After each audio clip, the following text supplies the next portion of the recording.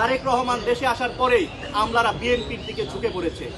তারা এই আমলারাই আবারও তাদের রন্ধ্রে রন্ধ্রে, তাদের শিরায় শিরায় সেই গোলামিটা এখন পর্যন্ত রয়ে গেছে। আমরা এখন পর্যন্ত আমলাদের কোনো সংস্কার আমরা করতে পারিনি। এই ব্যর্থতা এই ইন্টারিম গভর্নমেন্টেরও কিন্তু নিতে হবে। আমরা স্পষ্ট ভাষায় বলতে চাই, এই আমলারা যদি আবারও কোনো বিশেষ গোষ্ঠী বা বিশেষ দলকে সুবিধা দেওয়ার জন্য কোনো ধরনের চক্রান্ত কিংবা ষড়যন্ত্র করে, আমরা কিন্তু এর কঠিন থেকে কঠিন জবাব দেব। এছাড়াও গত 15 বছরে যে সকল আমলারা গুম, খুন, গণহত্যা এবং নির্বাচনের ভোট চুরির সাথে সম্পৃক্ত ছিল, তাদের তালিকা আমরা প্রস্তুত করছি এবং তাদের প্রত্যেককেই বিচারের মুখোমুখি হতে হবে। আজ যদি এই সকল দুর্নীতিবাজ আমলাদেরকে আমরা যদি ছেড়ে দেই, তাহলে আবার দেখব এখন যারা আমলা রয়েছে তারা আবার হয়তো গুলশানে গিয়ে কিংবা মগবাজারে গিয়ে হাজিরা দেবে।